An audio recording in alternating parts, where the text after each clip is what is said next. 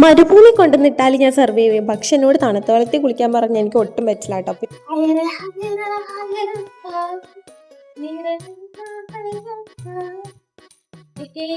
Class കഴിഞ്ഞ് വീടെത്തിയപ്പോൾ നല്ല ടയേർഡായിരുന്നു. പിന്നെ കുറച്ച് ചൂടുവെള്ളത്തിൽ ഉപ്പൊക്കെ ഇട്ട് കുളിച്ചോണ്ടാണോ എന്നറിയില്ല, ഭയങ്കര ഒരു എനർജി. അതിൻ്റെയാണ് നിങ്ങളാ കണ്ടത്. ഞാൻ ഇപ്പോൾ സ്ഥിരമായിട്ട് ഡോട്ട് ആൻഡ് കീയുടെ ഈ ഒരു ലിബാമാട്ടോ യൂസ് ചെയ്യുന്നത്. എനിക്ക് ലിപ്സ്റ്റിക് ഇട്ട് ചുണ്ടിൽ നല്ല പിഗ്മെൻറ്റേഷൻ ഉണ്ടായിരുന്നു. ഇപ്പോൾ കുറച്ചൊക്കെ കുറഞ്ഞു.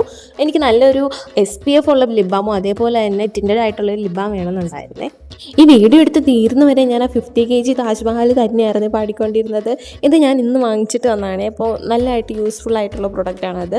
ഫ്രിഡ്ജിൽ അങ്ങനെ തപ്പിക്കഴിഞ്ഞപ്പോൾ മാങ്ങ ഇരിക്കുന്നുണ്ട്. ഇപ്പം അങ്ങനെ വലിയ കാര്യമായിട്ട് മാങ്ങയൊന്നും കാണാനില്ല. മാങ്ങയുടെ സീസണൊക്കെ കഴിയാറായിരുന്നു തോന്നുന്നല്ലേ. സോ ഞാൻ പഴുത്തുനിന്ന് ഓർത്താണ് എടുത്തത്. പക്ഷെ അത് പഴുത്തിട്ടുണ്ടായില്ല, ചെറിയ പുളിയൊക്കെ ഉണ്ടായിരുന്നു. ഞാൻ വിചാരിച്ചു ഉപ്പുമുളകൊക്കെ ഇട്ട് കുറച്ചങ്ങ് കഴിക്കാമെന്ന്. മാങ്ങാപ്പഴത്തിനേക്കാൾ എനിക്കിഷ്ടം പച്ചമാങ്ങ തന്നെയാണ്. പക്ഷേ പഴുത്ത മാങ്ങയ്ക്ക് വേറൊരു ടേസ്റ്റ് തന്നെയാണല്ലോ. പണ്ടൊക്കെ TV-യിൽ മാങ്ങയുടെ ആണോ അത് ഫ്രൂട്ടിയുടെ ആണോ എന്ന് എനിക്ക് കറക്റ്റായിട്ട് ഓർമ്മയില്ല. പക്ഷേ ഇങ്ങനെ മാങ്ങ കട്ട് ചെയ്തിട്ട് കുപ്പി ഇങ്ങനെ കടിച്ച് കഴിക്കുന്ന ഒരു സീനാണ് എനിക്ക് ഈ വീഡിയോ ഷൂട്ട് ചെയ്തുകൊണ്ടിരുന്നപ്പോൾ ഓർമ്മ വന്നത്. മാങ്ങ നമുക്ക് പല രീതിയിൽ കഴിക്കാം. പച്ചമാങ്ങയാകുമ്പോൾ കഴിക്കാൻ പല ഓപ്ഷൻസും ഉണ്ട്. ഉപ്പും മുളകും കൂട്ടി കഴിക്കാം, ഉപ്പും കാന്താരിയൊക്കെ വെച്ച് കഴിക്കാം. നിങ്ങൾക്ക് ഏതാ ഇഷ്ടം?